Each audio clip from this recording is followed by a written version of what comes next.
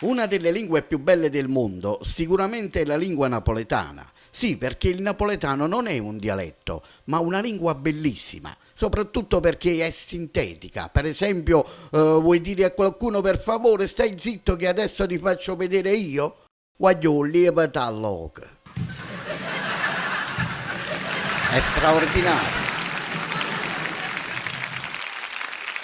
E se deve dirti ho la vaga sensazione che mi sta prendendo in giro, dice "O fra, ma c'ha vista fa la palla". Forse qualche parola può anche sembrare volgare, ma non è così. Per esempio c'è una parola che i napoletani devono dire almeno una volta al giorno, specialmente nel traffico della città. Mannaggia, è che spacim, è che sangra la colonna, mannaggia io indus non si può camminare. Chi è che a Napoli non smaledice la Juve almeno una volta al giorno? Solo i napoletani juventini non lo fanno. Ma perché? Perché i napoletani non amano bestemmiare, sta scritto nel loro DNA. Bestemmia chi vuoi, ma non bestemmiare noi.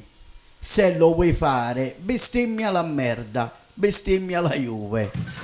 È un modo di sfogarsi senza dire fesserie per loro, perché ci credono davvero tanto a quello che dicono e usano le parole per esprimere ogni sentimento, ma con parole brevi, brevi ma importanti. Il napoletano sa benissimo che certe parole arrivano dritto al cuore, ma secondo me c'hanno ragione. Scusate, tu sei fermo, per cacchi tuoi. Arriva un sub a 2000 all'ora. Ti fermi e dici, è finita, è finita. E invece si ferma a 20 centimetri dalla scarpa. Che gli dici?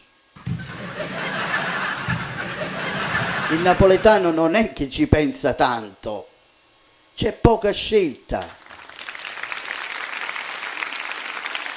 Che gli dovrebbe dire? Ehi tu, incauto! Ma è impossibile, non esiste. E cosa gli dice? Gli dice quello che sente. Mette la mano a cucchiarella e la prima parola è A. Alla nemichita e vive. Eh sì, per forza. Adesso qualcuno può pensare che fanno così perché non sono colti. No, al contrario, i napoletani sono molto colti, anzi, a volte più sono colti e più si incazzano simpaticamente. Per esempio, c'è uno in mezzo alla campagna che buca, scende dalla macchina, mette il crick, la macchina rimane in aria, toglie la ruota, leva i 4 bulloni e gli vanno a finire tutti i bulloni in un fiume. Dice, e mo come faccio? La macchina sta alzata, sempre con il crick, e vede da lontano un manicomio. E dietro alla finestra ci sta un pazzo che guarda e dice, guardi, se fossi in lei... E l'uomo, grazie. No, dico, se fossi lei, toglierei un bullone a ruota e con 3 bulloni per ogni ruota andrei dal primo commista o rifornimento. Caspita, dice il signore, e questo sarebbe matto. Ma perché la tengono lì dentro? Ma io sono pazzo, mica sono strunz. I napoletani sono fantastici.